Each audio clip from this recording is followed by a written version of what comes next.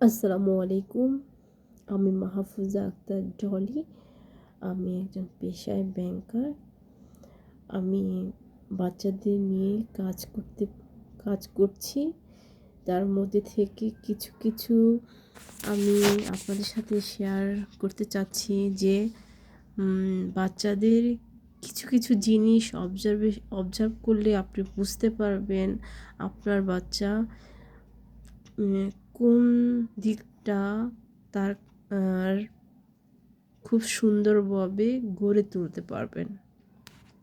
সেটা অবজার্ভ করে বাচ্চার উপরে আপনি যদি কাজ করেন সেটা আপনার জন্য সহজ হবে এবং ভালো হবে। যেমন আমি আমার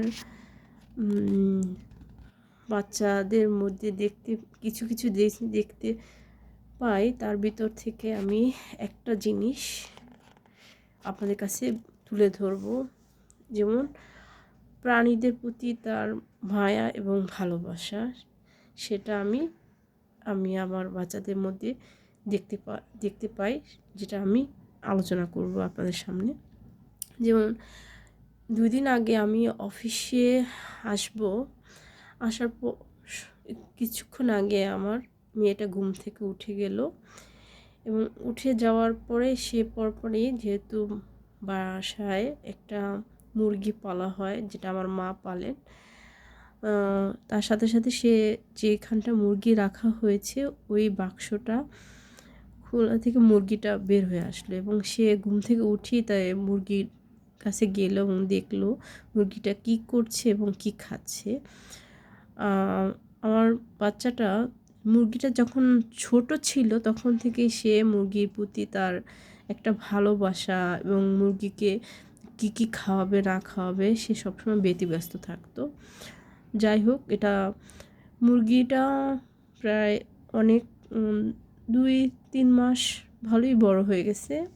যেহেতু আমার ওই মুরগিটা আমার মায়ের বাসায় থাকে, মা পালেন। বাসায় বেড়াতে গেলেই বাচ্চারা ওটা নিয়ে আনন্দ পায় এবং খেলে। যখন আমি বের হয়ে আসব, সে লক্ষ্য করতেছে যে আমি হওয়ার ফলে যদি মুরগিটাও চলে যায়, সেজন্য সে গেটের কাছে তৎক্ষণাৎ চলে গেল এবং বলল, মা তুমি চলে যাও যদি মুরগি চলে যায়। এজন্য সে আমাকেও বিদায় দিল এবং লক্ষ্য রাখলো মুরগিটা যেন না চলে যায়। এটা কিন্তু তার একটা মাথার ভিতরে একটা সুন্দর ভালোবাসা তৈরি হলো এবং সে লক্ষ্য রাখে মুরগিটা খাচ্ছে কি এবং কি খাওয়ানো যায় সেটা নিয়ে চিন্তা থাকে। তবে এটা আমার বাচ্চাদের এমনি হয়নি, এটা হয়তো একটু জেনেটিকও পাওয়া। যেমন আমার মা, সে গৃহপালিত প্রাণীদের অনেক যত্ন নেয়, গ্রামে যেহেতু ছিল সে অনেক যত্ন নিত।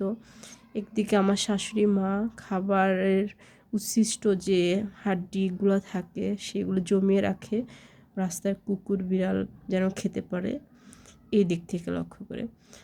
কিন্তু মায়া ভালোবাসাটা অবশ্য জেনেটিকই হয়, যেটা আমার মেয়ের কাছে থেকে আমি দেখতে পেলাম। তাই আমি বলছি,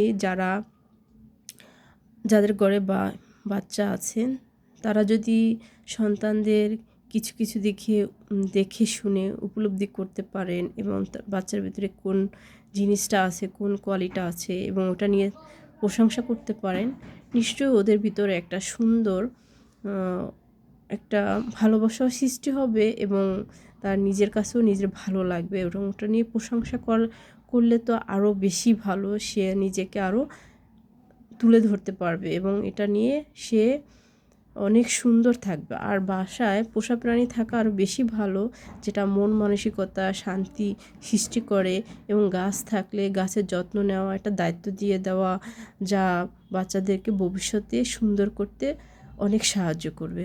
থ্যাংক ইউ, ভালো থাকবেন আর আমার জন্য দোয়া করবেন, আমার বাচ্চাদের জন্য দোয়া করবেন। সবার প্রতি ভালোবাসা রইল। Thank you, Allah.